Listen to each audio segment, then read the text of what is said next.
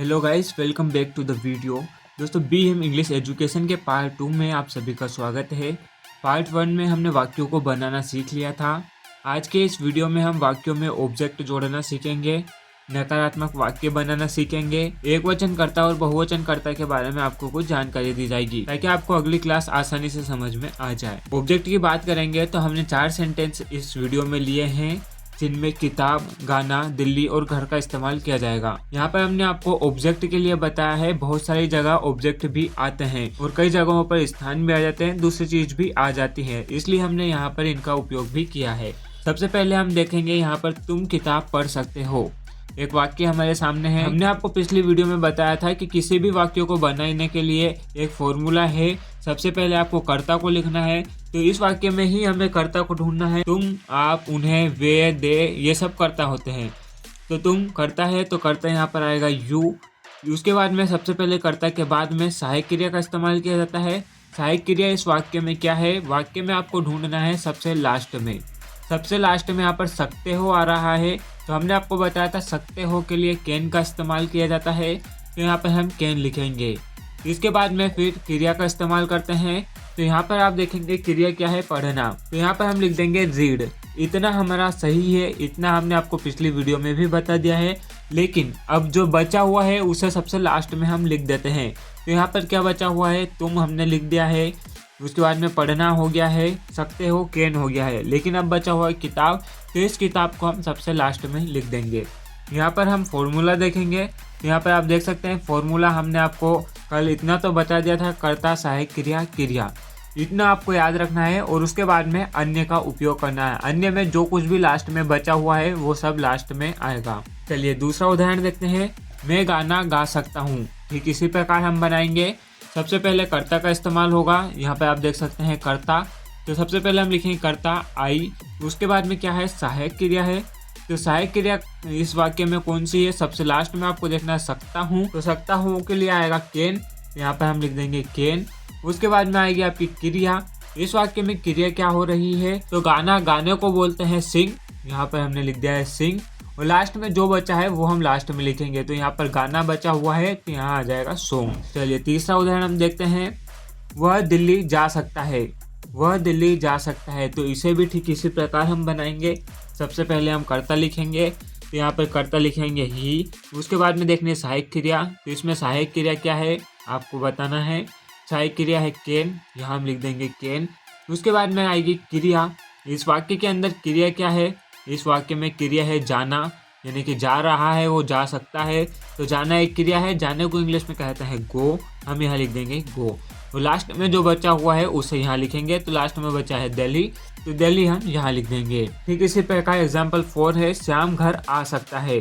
तो सबसे पहले कर्ता कौन है? श्याम, यहाँ लिखेंगे श्याम। फिर उसके बाद में सहायक क्रिया है सकता है, तो यहाँ लिखेंगे कैन। फिर आती है क्रिया, यहाँ आप देख सकते हैं। फिर आती है क्रिया है आना, आने को कहते हैं कम, यहाँ लिखेंगे कम। लास्ट में जो कुछ भी बचा हुआ है उसे लास्ट में लिख देंगे। तो यहाँ पर घर बचा हुआ है, घर को हम लास्ट में लिखेंगे। ETC अन्य में आता है घर, तो श्याम कैन कम होम। चलिए अब नकारात्मक वाक्य बनाएंगे। नकारात्मक वाक्य भी आपको ठीक इसी प्रकार बनाना है, लेकिन आपको तीसरे नंबर पर नोट लगाना है। यहाँ देखेंगे इसका फॉर्मूला भी बिल्कुल वैसा है, कर्ता, सहायक क्रिया, क्रिया, अन्य, लेकिन तीसरे नंबर पर आपको इसमें नोट का इस्तेमाल करना है।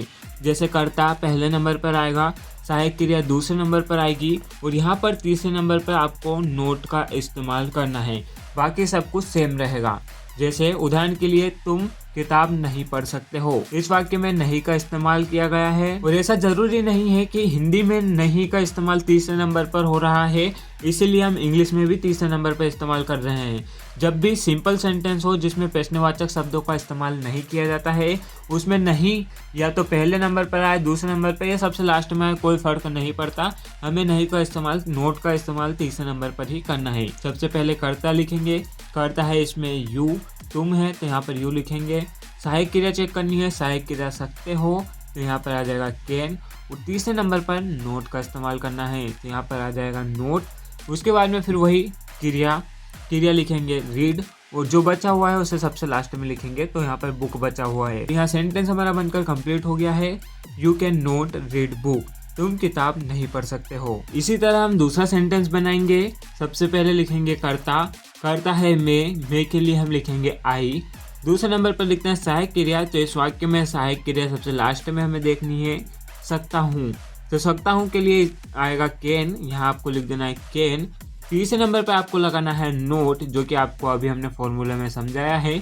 इसके बाद में आएगी क्रिया, क्रिया इसमें है गाना, तो यह गाना को इंग्लिश में कहते हैं सिंग। और इसके बाद में लास्ट में जो बचा हुआ है इसे लिख देंगे सॉन्ग। ठीक इसी प्रकार तीसरा वाक्य, वह दिल्ली नहीं जा सकता है, वह के लिए ही। दूसरे नंबर पर सहायक क्रिया सकता है कैन, नोट, तीसरे नंबर पर लगाना है नोट, जाना को इंग्लिश में कहते हैं गो, और दिल्ली, ठीक है, नोट गो दिल्ली। इनमें कुछ चीजें और भी हैं जो कि अभी आपको बतानी है, लेकिन अभी हम बेसिक सीख रहे हैं, तो आपके लिए इतना ही इम्पोर्टेंट है, आपको इतना ही सीखना है। श्याम घर नहीं आ सकता है, तो श्याम घर नहीं आ सकता, ऐसे किस तरह से बनाएंगे। सबसे पहले लिखेंगे करता, इसमें करता है श्याम। दूसरे नंबर पर आएगी सहायक क्रिया जो कि सकता है, यहाँ पर आएगा कैन। तीसरे नंबर पर आपको लिखना है नोट, और यहाँ पर फिर आएगी क्रिया आना, इंग्लिश में बोलते हैं कम, और होम यहाँ पर आ जाएगा होम। इसमें कुछ चीज़ें बची हुई है, लेकिन अभी आपको सब कुछ समझा देंगे, तो अभी आप भूल जाएंगे, कंफ्यूज हो जाएंगे, इसलिए जो इम्पोर्टेंट है वही आपको पढ़ा रहे हैं, आपको इसी की प्रैक्टिस करनी है। अब बात करते हैं एक वचनकर्ता और बहुवचनकर्ता की। तो दोस्तों ये आपको पता भी होगा कि एक वचनकर्ता और बहुवचनकर्ता किसे कहते हैं। जिसमें काम करने वाला एक होता है उसे एक वचनकर्ता कहते हैं, और जिसमें एक से ज़्यादा होते हैं उन्हें बहुवचनकर्ता कहते हैं। जैसे ही, सी, नेम, इट, ये एक वचन करता है, और आई, यू, वी, दे ये बहुवचन करता है। अब आप कहेंगे आई यानी कि मैं, और मैं भी अकेला होता है। यू यानी कि आप, और आप भी अकेला होता है, तो इन्हें बहुवचन करता कैसे माना जाता है। देखिए दोस्तों, इंग्लिश का नियम है, इसमें आई और यू को बहुवचनकर्ता की श्रेणी में लिया जाता है। भले ही आई अकेला हो, यू अकेला हो, लेकिन इन्हें बहुवचनकर्ता माना जाता है। वी का मतलब होता है हम में दो या दो से अधिक व्यक्ति आते हैं। और इसी प्रकार दे का मतलब होता है वे, और वे में दो से ज्यादा व्यक्ति आते हैं या दो आते हैं। तो यहाँ पर आपको ये याद कर लेना है, ये एक वचन करता है, ये बहुवचन करता है।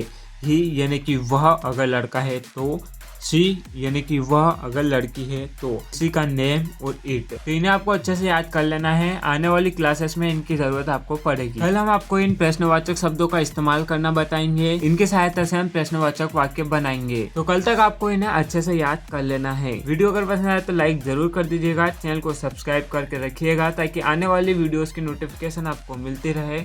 मिलते हैं नेक्स्ट वीडियो में।